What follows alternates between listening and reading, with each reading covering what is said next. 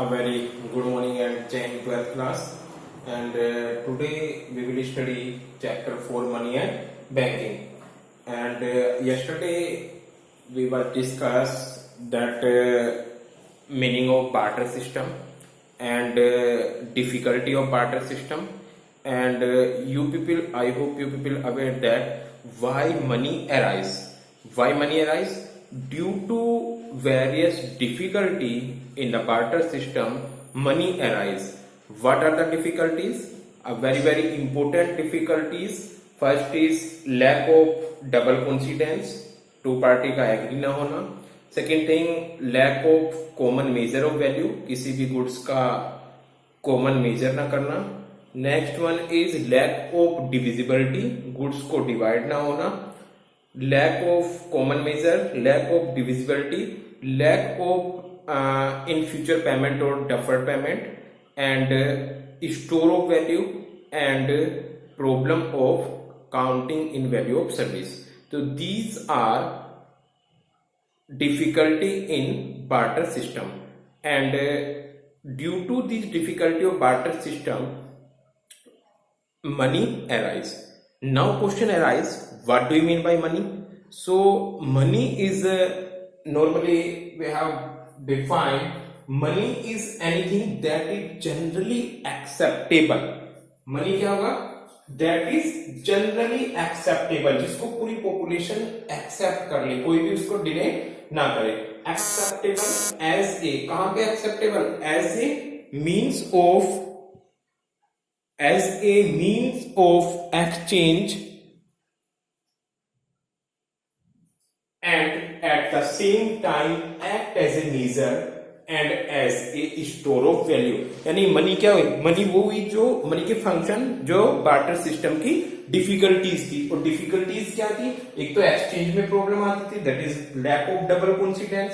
Second things, exchange के बाद at the same time active measure, किसी भी गुड्स को मेजर करने में प्रॉब्लम आती थी. And by the help of money we can easily measure. Marker 10 rupees 30 rupees का है, फोन 10,000 रुपीज का है, पेन 10 रुपीज का है, पोटैटो 10 रुपीज. यानी everything we can measure by the help of money. And store of value, किसी भी goods को स्टोर कर सकते हैं. So students, this is a definition of money, and you people already discussed this. After the discuss of money, we will discuss Indian monetary system. कि India में monetary system क्या है? Indian monetary system, it is a different concept. Indian monetary system. तो India में normally students initial में coin किसी और तरह की थी. पहले राजा होते थे, वो अपने सिक्के चलाते थे. किसी ने मिरर के सिक्के चलाए, किसी ने जो लेदर होता है उसके सिक्के चलाए. तो डिफरेंट टाइम में from to time to period के अकॉर्डिंग कॉइन और करेंसी की फॉर्म चेंज होती चली गई. But we will discuss only modern form. तो मॉडर्न फॉर्म में इंडिया की कैसी करेंसी है? इन मॉडर्न फॉर्म और Indian monetary system it is control by the RBI. सबसे पहला इंपॉर्टेंट थिंग्स क्या है कि जो भी इंडिया का मॉनेटरी सिस्टम है which is control by the RBI, वो आरबीआई के थ्रू कंट्रोल होता है. तो इंडिया में मॉनेटरी सिस्टम को कौन कंट्रोल करेगा? Reserve Bank of India. It is clear to students. Next one, the currency in India is in the two form. कितनी फॉर्म में करेंसी? टू फॉर्म में. First is coin and another is paper money. You people are aware that in India there are two type of currency. Coin, जितने भी आप लोगों के सिक्के में 1 rupees, 2 rupees, then 5 rupees, then 10 rupees. तो ये आपके कॉइन हुए जो मेटेलिक वैल्यू के होते हैं. एक और कॉइन की फीचर्स होती है, कॉइन की जो मेटेलिक वैल्यू है वो बहुत कम होती है अकॉर्डिंग टू फेस वैल्यू.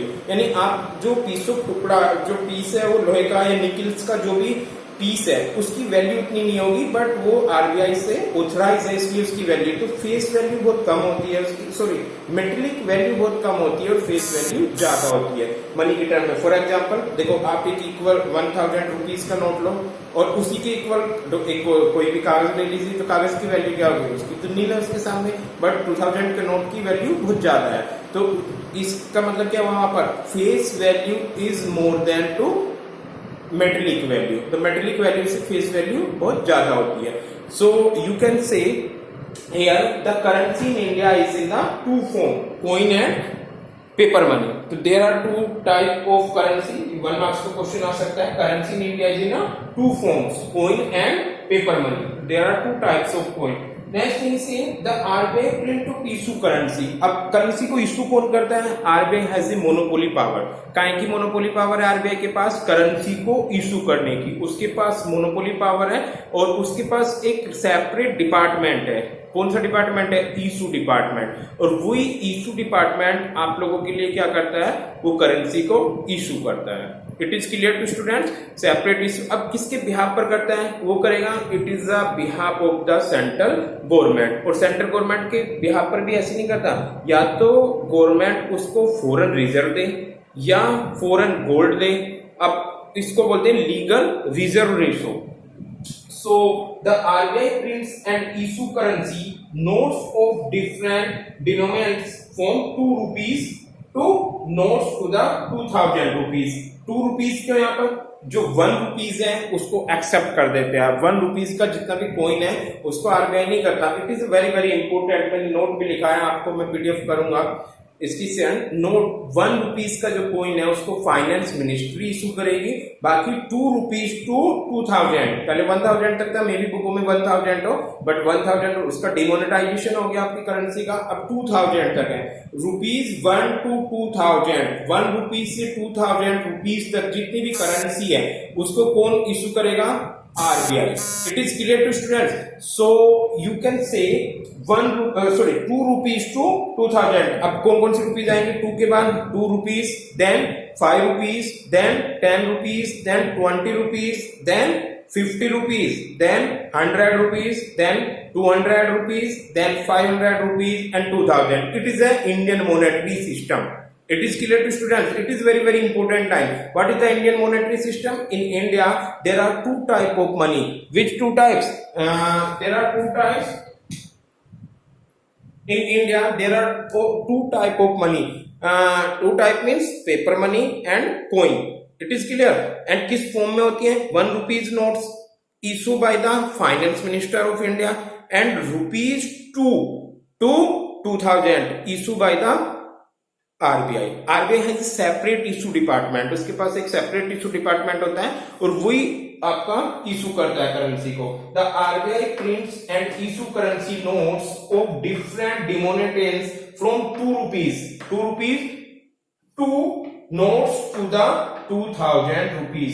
तो 2 रुपये से लेकर 2000 रुपये तक कौन इशू करता है? RBI. And 1 rupees I have mention here note. 1 rupees note is issued by the Ministry of Finance. तो 1 rupees का नोट फाइनेंस मिनिस्ट्री इशू करता है. कभी कभी 1 मार्क्स में पूछ लेता है.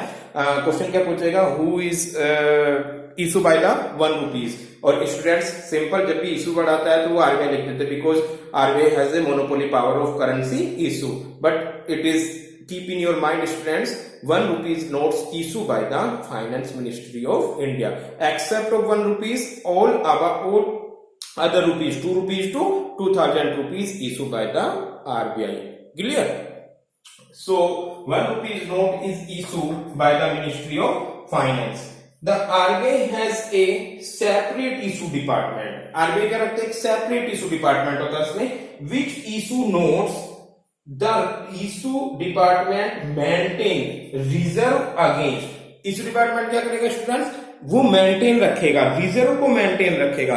Issue department maintain reserve against currency notes consisting of a minimum of gold. क्या करेगा? या तो गोल्ड रखेगा और foreign security to the extent of rupees 200 crore. अब ये इसने फॉर्म बना रखी है. या तो 2000 करोड़ के इक्वल 200 करोड़ के इक्वल उसके पास क्या होगा?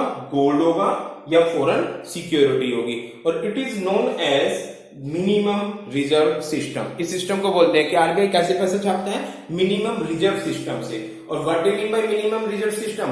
इन minimum reserve system RBI keep some security, foreign security against currency issue or some gold. It is 200 crore worth. तो currency notes consist of the minimum of gold, या तो gold रखेगा minimum and foreign security, जो other country की security, other country की जो currency है, to the extent of rupees 200 crore. It is clear to student. So this is the Indian monetary system. Indian monetary system is very important, but it is not a important topic. Only 1 marks में आपसे कोई भी question asking किया जा सकता है, जैसे who is issued by the 1 rupees notes या 2 rupees to 1000 rupees. So 2 rupees to 2000 rupees has a monopoly power by the RBI and 1 rupee is issued by the Ministry of Finance.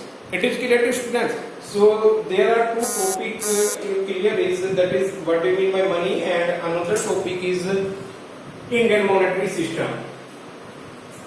It is clear. Next and last topic in this chapter and it is a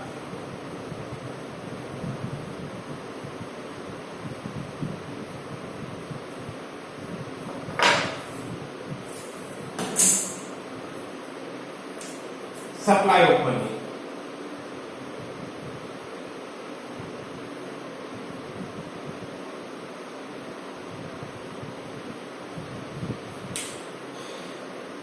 What do you mean by supply of money?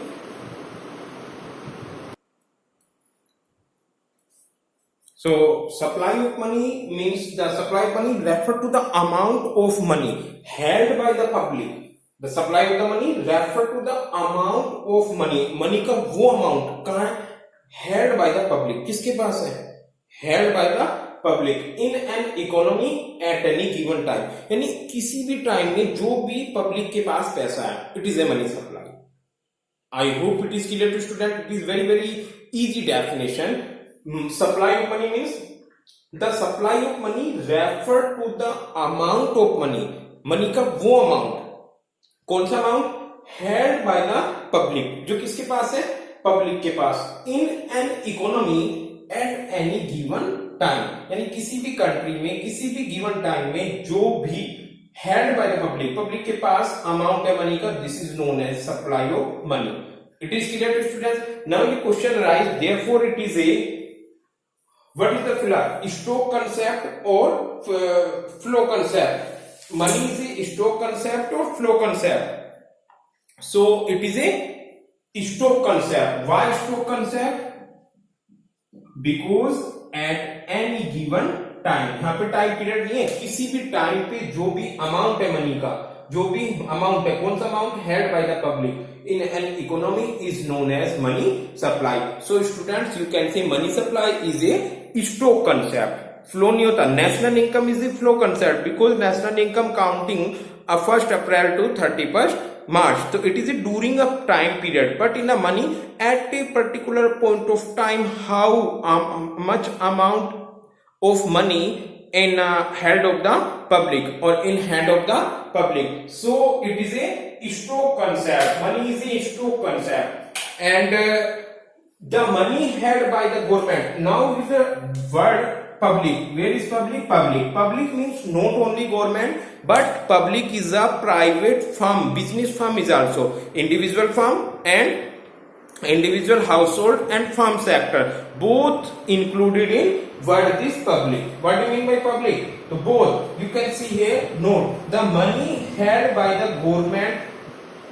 Sorry, this is a different concept. I am talking about this concept public. So who is public? Public means private individual as well as business firm. तो जितना भी private individual household sector के हाथ में पैसा है वो सारा, प्लस जो आप लोगों का बिजनेस फर्मों के पास पैसा है उसको आप इंक्लूड कर दो, उसको आप काउंट कर दो किसी भी पर्टिकुलर पॉइंट ऑफ टाइम पर. It is known as money supply. It is clear. आप लोगों ने सेक्टर ऑफ द इकोनॉमी पढ़े थे, उसमें पढ़ा था आपने household sector, firm sector, government sector and rest of the world. तो रेस्ट ऑफ द वर्ल्ड को तो बिल्कुल काउंट करेंगे ही नहीं इसमें, because it is a other country concept. And firm sector और household sector, individual sector और फर्म सेक्टर के पास जितना भी मनी है उसको आप समीशन कर दोगे, this is a money supply और supply of the money. Next is, इसमें आप लोगों का गवर्नमेंट सेक्टर, गवर्नमेंट सेक्टर के लिए क्या बोलते हैं यहाँ पे, वेरी वेरी इंपोर्टेंट नोट्स है, you can note the money held by the government and the currency lying with the central bank and the commercial bank is not included in the money supply, is not including, you can underline this word, it is clear. जितनी भी currency held by the government, government पे है, currency lying with the central bank RBI के पास है, and the commercial bank is not included in the money supply, why, in order to avoid double counting, क्योंकि अगर आप लोग commercial बैंकों की मनी को भी काउंट कर लोगे तो it will be causes of double counting. How can it will be double counting? You can understand by the help of examples. Suppose that a person A and a person Ram is account in a commercial bank. Clear? आपने राम का किसी भी commercial bank में 10 lakh rupees उसका पड़ा हुआ है, it is clear. And अब हम लोग मनी सप्लाई काउंट कर रहे हैं तो हमने क्या किया होगा, the supply of money refer to the amount of money held by the public, held by the public, यहाँ पर पब्लिक वर्ड क्या है, इंडिविजुअल पर्सन, तो रामू के पास 10 लाख रुपीज है, हमने वो काउंट कर लिया, प्लस आप लोग बैंक में गए, कमर्शियल बैंक में जो 10 लाख रुपीज है उसको भी काउंट कर लिया, तो रामू का पैसा कितनी बार काउंट हो गया, 2 बार, और it is A double counting. So double counting को अवॉइड करने के लिए हम लोग क्या करते हैं, केवल प्राइवेट इंडिविजुअल फर्म और बिजनेस फर्मों का पैसा काउंट करते हैं, क्योंकि उन्हीं लोगों का पैसा कमर्शियल बैंक में होता है और कमर्शियल बैंक का पैसा आरबीआई में होता है, इट इज क्लियर। तो उसको अवॉइड करने के लिए चाहे गवर्नमेंट हो चाहे कमर्शियल बैंक हो, note the money held by the government and the currency lying with the central bank and the commercial bank is not included in the money supply in order to avoid double counting. I hope it is clear to student. So this is the meaning of supply of money. The meaning of supply of money means how can measure money or how much money in an economy at a particular point of time. How much money, और जितनी भी money होगी वही क्या हो जाएगा, supply of money. And who will control the supply of money? Yeah, which organization controlled by the supply of money? A very simple example. Yesterday we were discussed RBI, Reserve Bank of India, control the supply of money or credit control in the economy, and by the help of control of money supply we can control also inflation or deflation. It is clear. So after the supply of money we are able to discuss next and last topic, how can measure of money supply.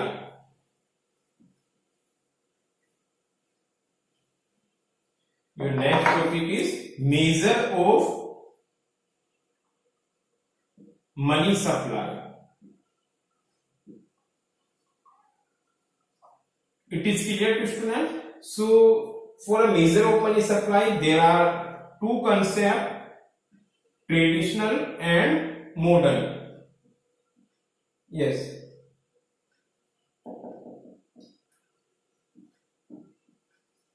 and it is known as narrow concept or narrow approach, and it is known as modern.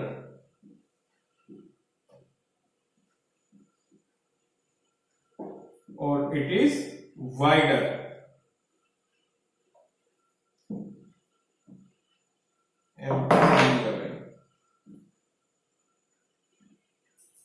Modern, और it is broader भी बोल सकते हो आप।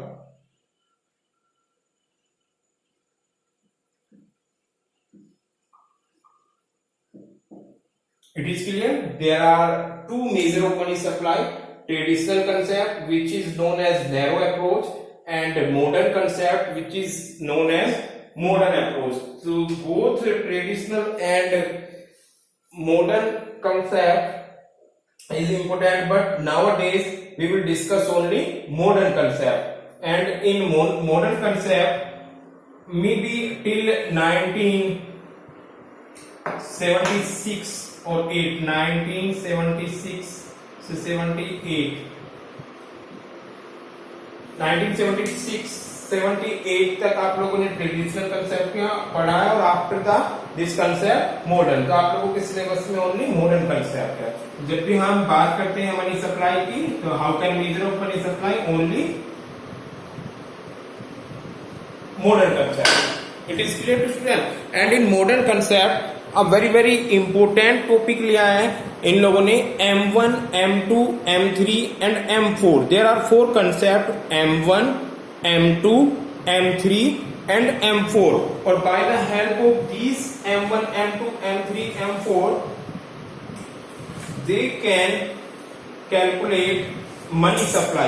First is M1. अब what do you mean by M1? देखो एक और चीज होती है लिक्विडिटी। लिक्विड क्या होता है? विच money is easily convert, which amount is easily convert in a money, तो वो लिक्विड होगा। फॉर एग्जांपल मेरे पास एक पॉकेट में 1000 रुपीज है और एक बैंक में एफडी पड़ी हुई है। 1 लाख रुपीज पॉकेट में और 1 लाख रुपीज की एफडी पड़ी हुई है। तो इसमें जो 1 लाख रुपीज है मेरी पॉकेट में वो ज्यादा लिक्विड होगा। वाई? बिकॉज मैं उसको इजिली यूज कर सकता हूँ। एफडी के लिए एक प्रोसेस होगी, मैं बैंक में जाऊंगा, फिर उसको ब्रेक डाउन कराएंगे, तब वो वहां पर उसको वो लिक्विड होगी। It is clear. एक और एग्जांपल देखिए, सपोज दैट एक मेरा बैंक में डिमांड डिपॉजिट पड़ा है, एक मेरा एफडी पड़ा है। तो मेरा डिमांड डिपॉजिट जो होगा वो मोर लिक्विड होगा एज कंपेयर टू एफडी। एक और देखिए, सपोज दैट एक प्लॉट पड़ा हुआ है, एक बैंक में अमाउंट पड़ा हुआ है, तो प्लॉट को बेचना, उसको मनी के टर्म में कन्वर्ट करना इजीली नहीं होगा, तो वो लेस लिक्विड होगा। समझ आया आप लोगों को? M1 एक सबसे लेस मोर लिक्विड कंसेप्ट होती है जिसमें मनी इजीली होती है, और M1 से M4 की तरफ जाते हुए लिक्विडिटी कम होती चली जाती है। M4 सबसे लेस लिक्विड और M1 सबसे ज्यादा लिक्विड होता है। लिक्विडिटी का मतलब समझ गए होंगे आप लोग। Liquid means which amount easily used, or you can say which amount easily converted into money, और जिसको आप easily एक्सपेंडिचर कर सको, जिसको पैसे को आप ज्यादा जल्दी से यूज कर सको, वो ज्यादा लिक्विड होगा। और जो एक पैसा आपका ऐसा है कि आप उसको काफी देर में या काफी मशक्कत करने के बाद आपके पॉकेट में आता है, वो आपका लेस लिक्विड होगा। So if we are talking about M1, तो M1 में इसने 3 चीजों को इंक्लूड किया है। सबसे पहले C means currency note and coin held by the public, यानी जितना भी पब्लिक के पास करेंसी नोट होंगे, held by the public, जितने भी नोट हैं और कॉइन है कहां पर? पब्लिक के पास। तो this is C for currency, I am repeated again, currency held by the public, plus DD means demand deposit in the bank. तो C plus DD, C means currency held by the public, DD means demand deposit in the commercial bank, and next one और last one is OD। OD means other deposit by the RBI। तो this is a M1। M1 में आप इसको सबसे less liquid मानोगे, और M1 में उसने कितनी कंसेप्ट इंक्लूड किए? 3 concept. Here is C denoted by currency held by the public. It is clear to students? किस फॉर्म में होगी? जो लोगों की पॉकेट में मनी है, either is coin or either is currency. It is clear? Plus DD means demand deposit, वो deposit जो डिमांड करती ही निकल जाए, यानी जैसे सेविंग अकाउंट या करंट अकाउंट में पैसा पड़ा है, हम गए और कभी भी उसको निकाल लाए। Plus other deposit, this is consist of M1। After the discuss of M1, now you are able to discuss of M2. अब पहले तो मैंने बताया आपको M1 से M2 लेस लिक्विड होगा, क्लियर? अब M2 में क्या आ जाएगा आपका? As it is M1। M1 तो इसमें ऐसा ही रहेगा, यानी C भी रहेगा, currency with the head bye the public, demand deposit भी होंगे, प्लस अदर डिपॉजिट भी होंगे। और इसमें इसके साथ यानी M1 एज इट इज आया, और M1 के साथ क्या कर दोगे आप? Saving deposit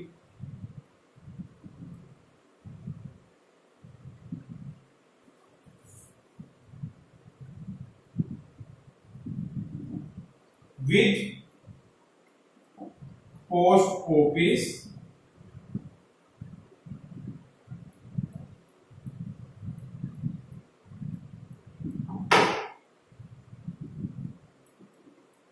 saving bank. So you can say what is the difference between M1 and M2?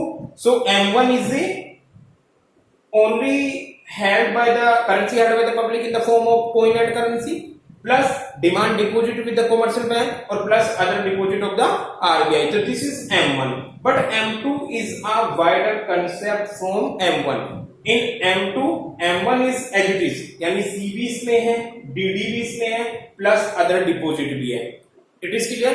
इसके साथ साथ इसमें जो पोस्ट ऑफिस में सेविंग होती है लोगों की, पोस्ट ऑफिस में एक अकाउंट खुलता है, आप लोग देख सकते हैं वहां पर रिकरिंग अकाउंट भी होता है, दूसरे अकाउंट भी होते हैं, एफडी भी होती है वहां पर. तो पोस्ट ऑफिस में जो भी saving deposit with post office saving banks, तो उसको भी आप बैंक्स बोल सकते हैं. पोस्ट ऑफिस जो सेविंग होती है उसको अगर आप M1 में इंक्लूड कर दो तो this will converted into M1 to M2. Next one is M3. M3 consists of M1 same as it is. इसको छोड़ दो आप लोग. M1 के साथ साथ प्लस क्या लेते हो? Time deposit. Time deposit means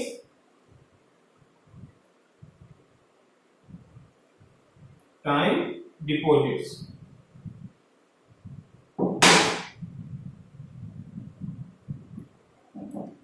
of all commercial banks.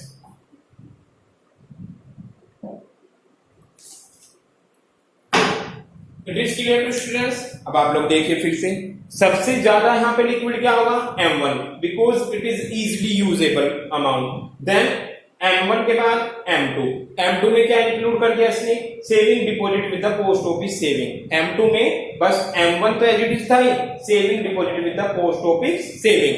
Now if you are talking about M3, in M3 M1 is as it is, plus क्या और ऐड कर दिया? Time deposit of all commercial bank. जितने भी commercial बैंकों का है उनका टाइम डिपॉजिट जो है, या आप बोल सकते हो कॉमर्शियल बैंकों में जितनी भी एफडी होती है उसको और इसने इंक्लूड कर दिया. This is M3. बस अब देखो M4 is very very simple. अब कैसे कन्वर्ट करोगे आप? M4 मींस अब क्या बचा है? M4 में सारा मनी सप्लाई आ जाएगा. M4 में total money supply in the economy. तो M4 में M3 का एज इट इज ले लो. M3 आया तो इट मींस ये वाला सारा आ गया, प्लस टाइम डिपॉजिट भी आ गया, प्लस पोस्ट ऑफिस सेविंग को यहां पर इंक्लूड कर दो. Saving deposit in the total deposit,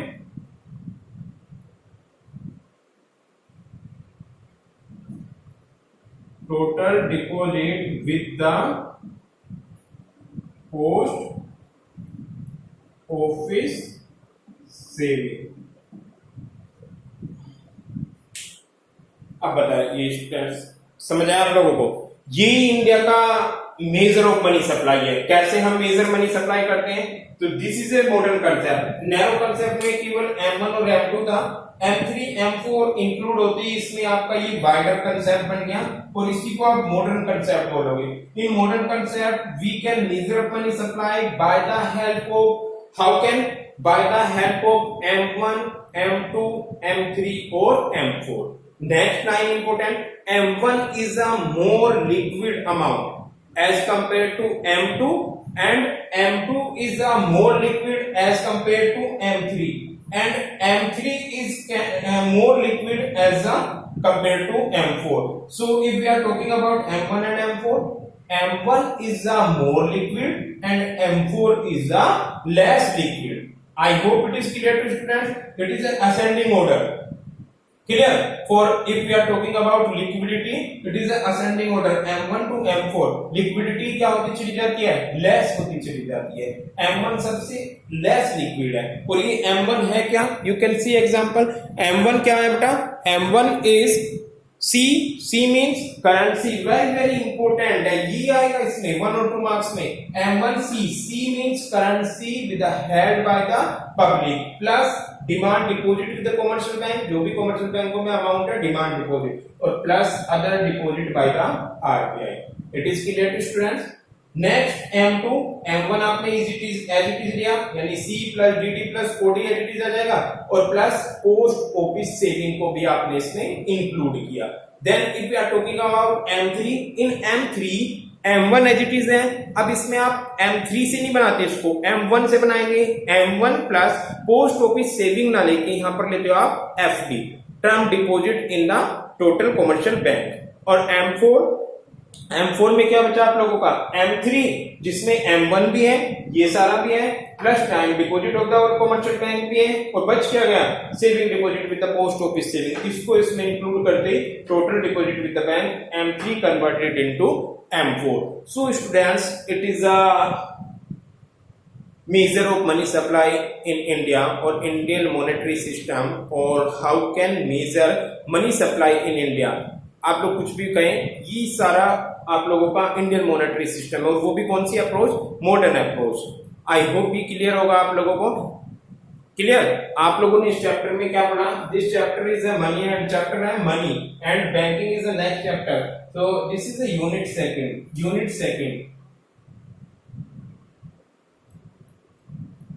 This is unit second, money and banking, not chapter. Chapter is money and money supply, meaning of money and money supply. So आपने कल क्या पढ़ा था, barter system, how can money measure and money supply. So today we will discuss how can money arise, next Indian monetary system, और last one money supply. सो money supply कैसे major करते हैं, very very important, M1, M2, M3 और M4। और आप लोगों को learn कैसे कर लेना है, बस M1 के लिए इक्वेशन लर्न करोगे, C means currency with public held by the public, किस फॉर्म में, coin on paper money. C plus DD means demand deposit plus other deposit held by the RBI. It is clear, M1. Then if we are talking about M2 is M1 plus post office saving. Clear, amount of post office saving. And in M3 M1 plus time deposit or FD. और M4 is equal to M3 plus क्या बचता है, post office saving. Clear? So students, this chapter is finished and this is sufficient for today. Today we will discuss chapter number 5, banking. Clear? So I hope it is clear to students. If you people have any problem related to this chapter, please you can contact me. Clear? Thank you so much 12th class.